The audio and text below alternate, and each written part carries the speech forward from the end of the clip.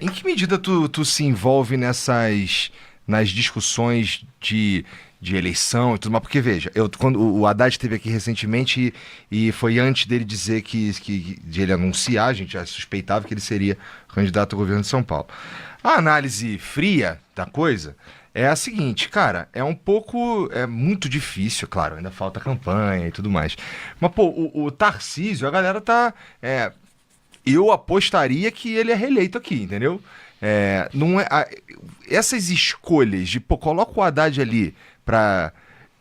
Isso tudo, o que eu vejo no PT é uma estratégia muito cuidadosa e isso é muito diferente do principal opositor do PT, que é o Bolsonaro e os bolsonaros, né? Eu acho que os caras do PT eles são muito mais estrategistas, sabem muito melhor o que estão fazendo, porque já estão há muito mais tempo, me parece, né? Isso é bom e ruim, cara. Por quê? E aqui nós vamos chegar no elefante na sala. Cara, um partido com tanto tempo, que entende tão profundamente, com membros que entendem tão profundamente como funciona e as suas brechas, que é aquela que a gente estava comentando lá antes, rola uma parada tipo um mensalão, tipo um petrolão, tipo um banco master, não é? Então, como é que a gente vai, como é que eu vou confiar que esse caminho, pensar num cara que pode ser um estadista e tudo mais, ou na própria forma como se dá, que não vai só piorar, porque, ó, os caras estavam sendo acusados lá no mensalão de pegar, acho que era 50 conto por mês. Nas paradas assim, meu irmão, que é absolutamente irrisório se a gente for falar só de emenda daquelas que são secretas, do orçamento secreto, né? Que, pô, aquele orçamento secreto, com todo respeito, que o Lula disse que ia acabar quando ele entrou e disse que não, mudou de nome, né? Agora, com as decisões do Supremo, tá mudando.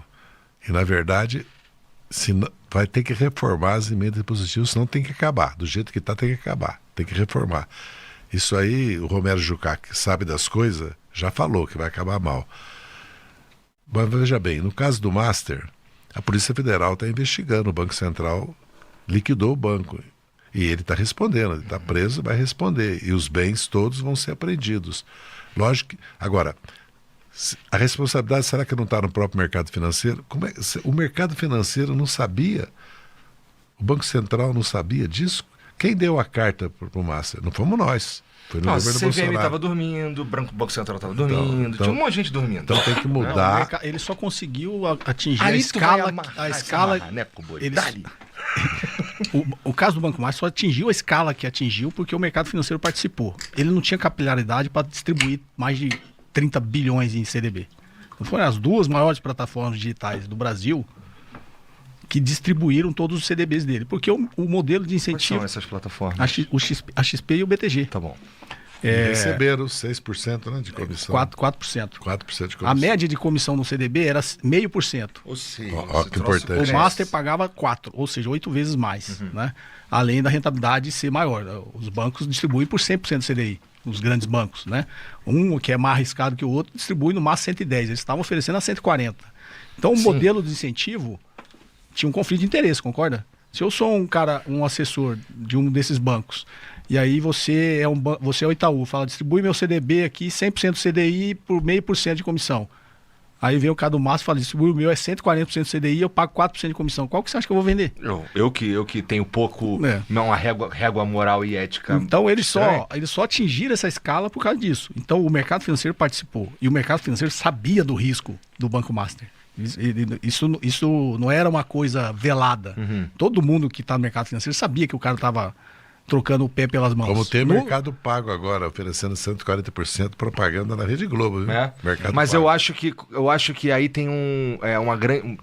o Mercado Pago não me paga, não é uma defesa de ninguém nesse sentido. Mas é que eu já vi nesses aplicativos e tem um limite de só um pouquinho de dinheiro que tu pode colocar. Entendeu? Tu não pode colocar 10 mil reais, entendeu? Acho que tem uns limites bem pequenininhos, mas não estou defendendo e nem tenho certeza disso que eu estou falando. Falar isso, é importante você falar. Eu tô vendo pela propaganda que eu vejo. Eu não sabia desse Mas detalhe. É que eu boto lá minha merrequinha também, né?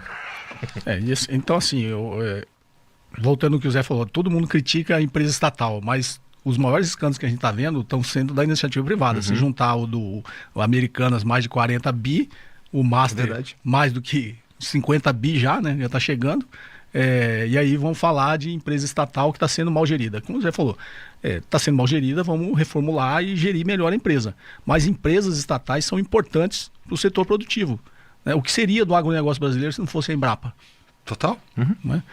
Todo mundo critica os Correios. Precisa reformular, mas tem uma série de consequências que levou o Correio à situação que está. Não é só má gestão. Pode ter má gestão? Acho que pode ter má gestão.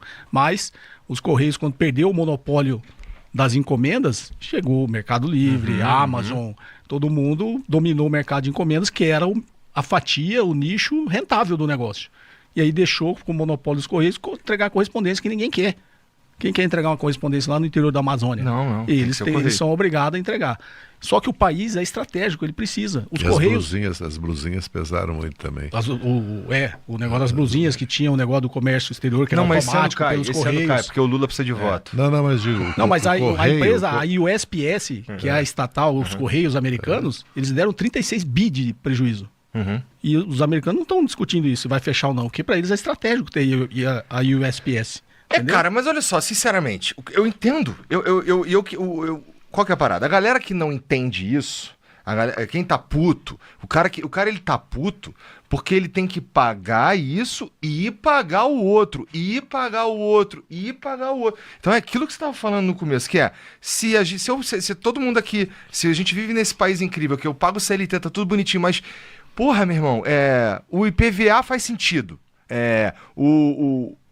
Os caras, meu filho come na escola, que eu não precisei pagar. O SUS funciona, mas não é bem assim, tá? E aqui, de novo, trazendo pro elefante na sala, cara, os caras levam para outro lugar esse dinheiro, pô. Mas aí, muito claramente, o cara rouba o dinheiro mesmo. Como é que o cara que tá lá vai acreditar, vai comprar esse bagulho? Aqui eu tô falando com a indignação do porteiro, entendeu? Sim. Do padeiro, do maluco que tá no Deixa eu te dar um exemplo da saúde. Nós fomos contra as OS. Vai lá. Nós fomos contra as OS, ou seja, terceirizar a administração da estrutura de saúde pública. Lógico, se o Einstein e o Sírio-Libanês querem administrar 12 hospitais, eles têm gestão, recurso humano para isso. O que aconteceu com as OS? Corrupção, desvio de recursos, empresa laranja, está explodindo para todo o Brasil. Aliás, tem uma matéria paga hoje nos jornais, denunciando essa situação da saúde pública. Acho que é no jornal o Globo, eu vi, não sei, acho que não é paga a matéria não, acho que é Vou dar uma olhada. Tem uma matéria falando sobre a gravidade desse problema e o mais grave, se você terceiriza a administração daqui, se o cara vai embora, você está perdido, né? Você não tem o recurso humano, você não formou aqui um recurso humano. Sim. Então, por exemplo, isso nós somos contra. Privatização da Sabesp, nós fomos contra. Nós avisamos o que ia acontecer. Tá aí água suja, carecendo a tarifa, a prestação... Quanto tem água? Não, fora que não tem pressão a água, já devia estar investindo nesse problema antes. Então, o que precisa é meios para combater os desvios. Para isso é preciso ter controle social. Não basta... Por exemplo, os ministérios tinham antes os CISETs, que era o sistema de controle, como se fosse um tribunal de contas dentro dos ministérios. Durante a ditadura foram desmontando isso, né?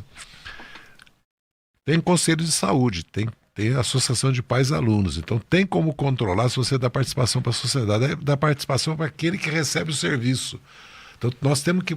E a Constituição brasileira prevê isso, democracia direta e indireta. A democracia indireta, mas lá está escrito que também a democracia direta é um instrumento. Então nós temos que criar formas, além do Ministério Público, além da Polícia Federal, da Polícia Civil, do Ministério Público Estadual, além dos tribunais de conta, nós temos que criar mecanismos para que o próprio usuário do serviço público participe do controle do serviço público. Porque se o usuário participar no posto de saúde, no policlínico, no hospital, sabe? É como a questão da farmácia popular. Nós estávamos incentivando a farmácia popular, expandindo, agora inclusive estamos dando para o idoso, estamos dando mais remédio gratuito e tudo, depois percebendo que tinha gente desviando recursos dentro das farmácias, entendeu?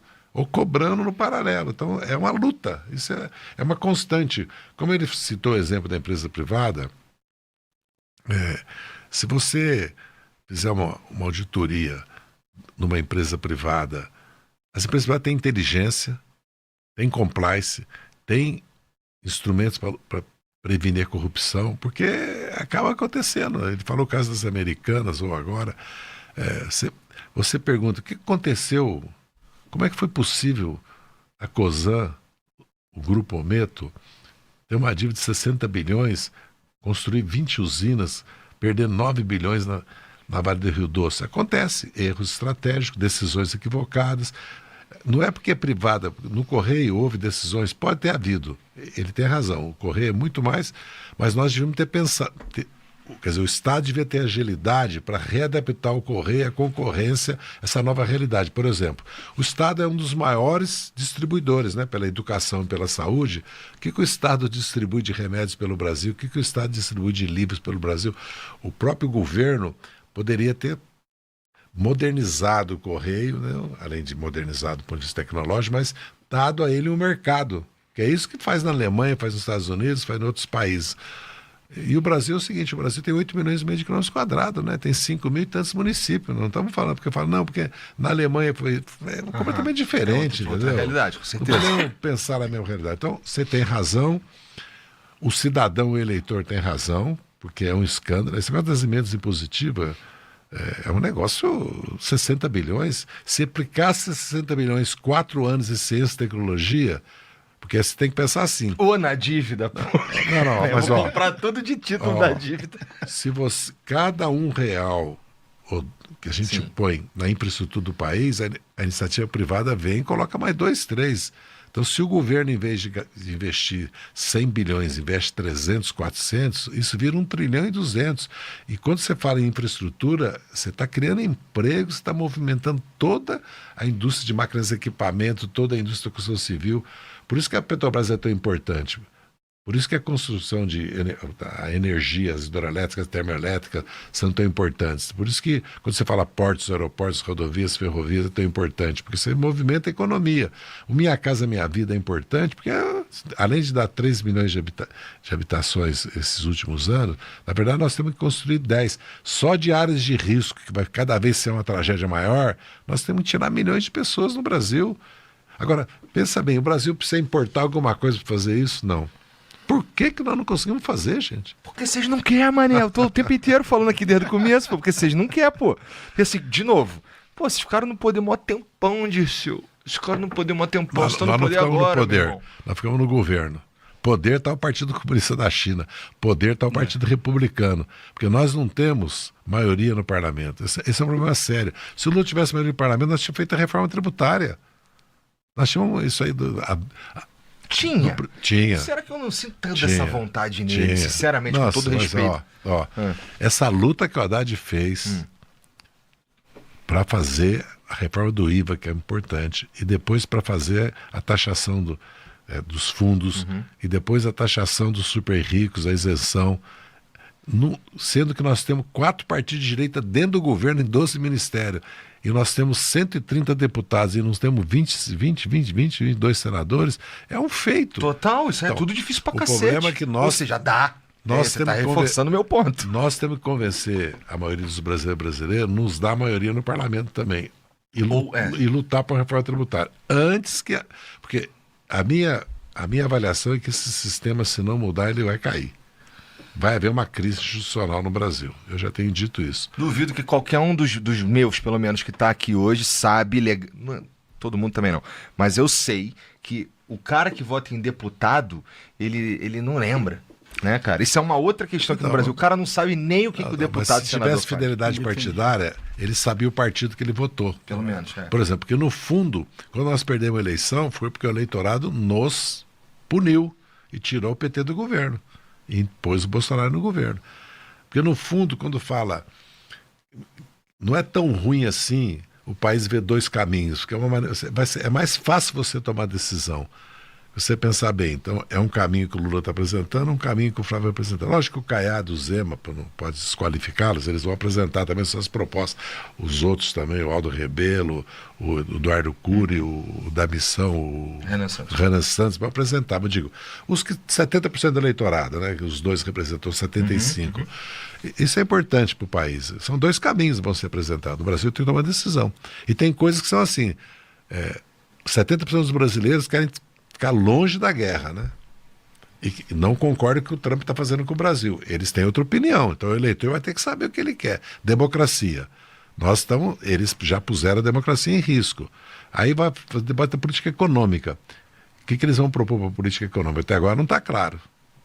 Não está claro. Porque ele começou a fazer propostas, as pesquisas, ele parou de fazer. Começou a história dos aposentados, que é desvincular o salário mínimo cresce pela inflação e pelo crescimento do PIB. Isso traz problemas para o país? Traz. Mas saber que nós temos uma renúncia fiscal de 600 bilhões e que nós temos essa estrutura tributária, será que é mais fácil tirar do trabalhador, né? Tem menos chance de brigar, né? Então também tem esse problema. Isso nós temos que deixar claro para a sociedade. Quer dizer que vai tirar dos trabalhadores, não vai tirar dos 2% que controla quase 35% da renda do país. Eles não vão... Porque quando falam em fazer sacrifício, é sempre a classe trabalhadora, a maioria do povo, né?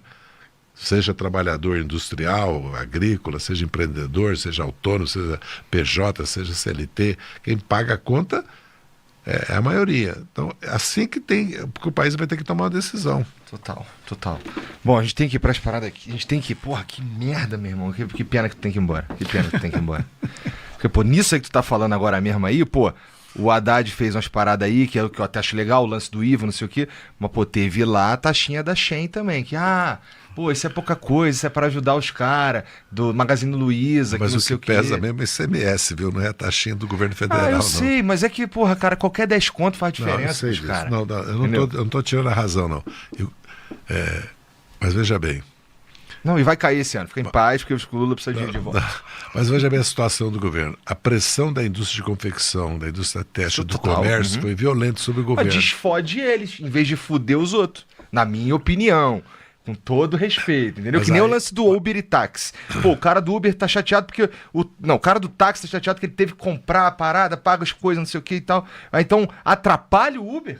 E o cara que quer pegar a condução que paga a conta? Não, desatrapalha o táxi. Isso é só um exemplo. Mas já isso